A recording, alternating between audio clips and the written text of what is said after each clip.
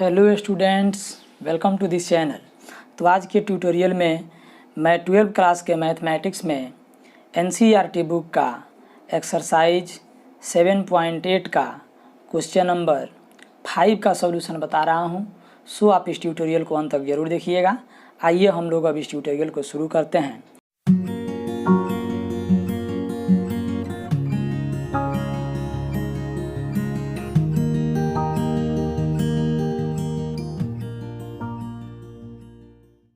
तो इसमें लिखा है कि evaluate the following definite integrals age limit of sums, यानी कि निम्नलिखित डेफिनिट इंटीग्रल्स को लिमिट ऑफ सम्स के रूप में फाइंड कीजिए या ज्ञात कीजिए। इवैल्यूएट मतलब ज्ञात करना।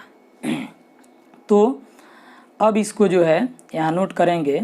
हियर यहाँ ए का मान हो गया -1, ए माने लोअर लिमिट, और बी का मान हो गया 1 यानी अपर लिमिट, और f(x) का मान हो गया आपका कितना, तो e⁻x। ठीक है।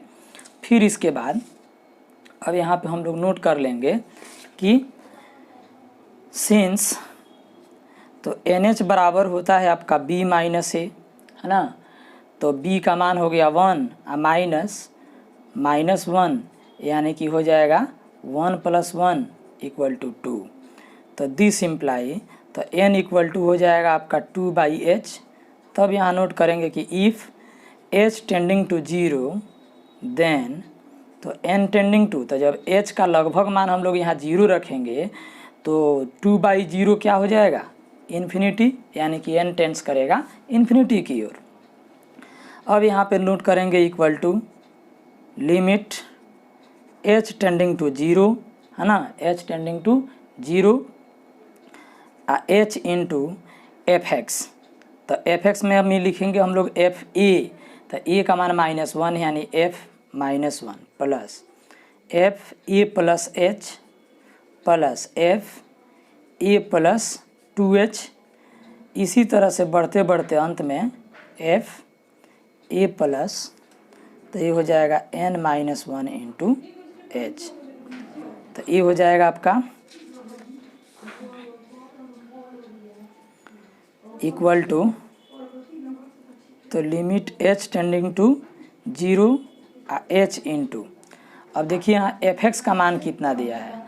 तो यहाँ f(x) का मान दिया है e⁻x, यानी जिस पर f अप्लाई है ना, उसका बेस हो जाएगा e, यानी कि e के पावर में वो चला जाएगा। तो यहाँ पे हो गया आपका e⁻−1 plus e⁻−1 plus h, ये हो गया e⁻−1 प्लस 2h। इसी तरह प्लस डॉट डॉट बढ़ते बढ़ते e⁻−1 plus n-1 into h। ठीक है। तो ये हो गया आपका limit h tending to 0 h into, तो ये हो गया आपका e⁻−1, है ना। तो इस सब में हम लोग e⁻−1 अगर कॉमन कर दें, है ना, तो यहाँ हो जाएगा e⁻−1 कॉमन करने पर, तो यहाँ पे 1 प्लस यहाँ पे हो जाएगा e⁻h प्लस e⁻2h प्लस बढ़ते बढ़ते अंत में हो जाएगा e⁻n-1 इंटू h। ठीक है। तो इतना हम लोग सब में से कॉमन कर लिए। अब इसके बाद तो इसको भी जो है हम बाहर निकाल देते हैं। तो ये हो गया आपका limit h tending to 0 h into e⁻−1, और यहाँ बच गया आपका 1 plus e⁻h plus e⁻2h plus बढ़ते बढ़ते e⁻n-1 इंटू h। तो यह सीक्वेंस जो हम लोगों को मिला, देखिए 1 इसमें e⁻h से गुना हुआ है तो e⁻h हो गया, फिर इसमें e⁻h से गुना हुआ तो e⁻2h हो गया। इसी तरह से ही बढ़ रहा है। यानी यहाँ नोट कर सकते हैं कि this sequence is in GP। यह सीक्वेंस किस में है, तो ज्योमेट्रिक प्रोग्रेशन में है।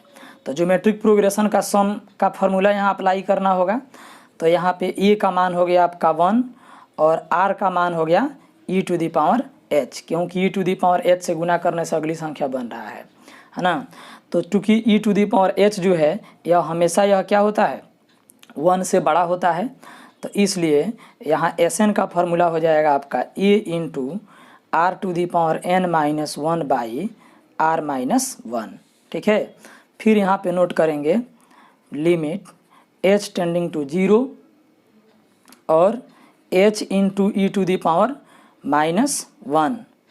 इंटू, अभी टोटल के स्थान पर हम लोगों को यहाँ लिखेंगे a, तो a यानी कि हो गया आपका 1 है ना, a इंटू r, तो r का मान हो गया आपका यहाँ e⁻h है ना, r का पावर n, तो इसका पावर हो गया n -1, ठीक है, होल डिवाइडेड बाई r-1 यानी e⁻h -1, क्वेश्चन बंद, ठीक है। तो यहाँ पे हम लोग इसको उतार दिए, इसको जोड़ने के लिए हम लोग Sn का फार्मूला लगा करके इसको यहाँ जोड़ लिए, Gp वाला Sn का फार्मूला।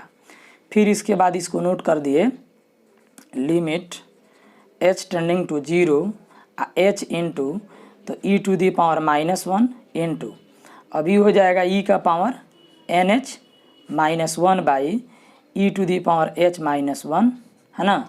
फिर इसके बाद तो चूँकि हम लोग जानते हैं कि e⁻x का एक्सपेंशन होता है 1 + x² by factorial 2 + x³ by factorial 3, इसी तरह से बढ़ते बढ़ते इन्फिनिटी तक जाता है, ठीक है। तो इसलिए अब यहाँ पे हम लोग इसी का एक्सपेंशन रखेंगे, ठीक है। तो यहाँ पे हम लोग एक्सपेंशन रख देंगे, तो देखिए ये क्या हो जाएगा। तो यहाँ पे नोट करेंगे अब limit h tending to 0 h into e⁻−1 और e⁻nh, तो चूँकि nh का मान यहाँ पे हम लोग निकाले हैं, तो nh का मान यहाँ पे कितना मिला है 2 है, तो इसलिए हम लोग nh का मान यहाँ पे रख देंगे 2, -1 है तो -1 रहेगा, और डिवाइडेड बाई e⁻h। तो देखिए e के पावर x का मान इतना है, तो जब यहाँ पे हम लोग h रख दें तो x के स्थान पे h हो जाएगा, तो 1 + h h² by factorial 2 + h³ by factorial 3 plus e infinity तक बढ़ेगा, और सबसे अंत में यहाँ -1 है तो ये -1 भी रहेगा, क्वेश्चन बंद। तो ये +1 आई -1 एक दूसरे को काट देंगे, यानी कैंसिल हो जाएगा। अब यहाँ पे हो जाएगा आपका limit h tending to 0 h into e⁻−1, आई हो गया e² -1 बाई, अब इसमें से हम लोग h कॉमन कर दें, तो h कॉमन करेंगे तो यहाँ बचेगा 1 + h by factorial 2 plus h² by factorial 3 plus इसी तरह से अनंत तक रहेगा। तो यहाँ इस h से ही h आपका कट जाएगा। अब h का लिमिटिंग वैल्यू 0 रखेंगे तो लिमिट हट जाएगा, तो e⁻−1 इंटू e² -1 बटा 1 प्लस, अब 0 बटा फैक्टोरियल 2 तो 0, 0 के स्क्वायर बटा फैक्टोरियल 3 तो 0, इस तरह से ही बढ़ते जाएगा, है ना। तो यहाँ पे इसको नोट कर सकते हैं 1/e, यहाँ पे बच गया e² -1/1, है ना। अब यहाँ पे हम लोग 1/e से दोनों में गुणा कर देंगे, तो ये हो जाएगा e² यानी कि e -1/e, तो यही हो जाएगा इसका आंसर। आप इस चैनल पर नए हैं तो आप इस चैनल को अभी सब्सक्राइब कर लीजिए, और मेरे वीडियो का नोटिफिकेशन सबसे पहले पाने के लिए बेल आइकन की घंटी को प्रेस करके ऑल पर क्लिक कर दीजिए। ये वीडियो आपके लिए काफ़ी महत्वपूर्ण है, इसलिए आप इसे लाइक कर लीजिए और अपने दोस्त के पास शेयर भी कर दीजिए जो आप ही के क्लास में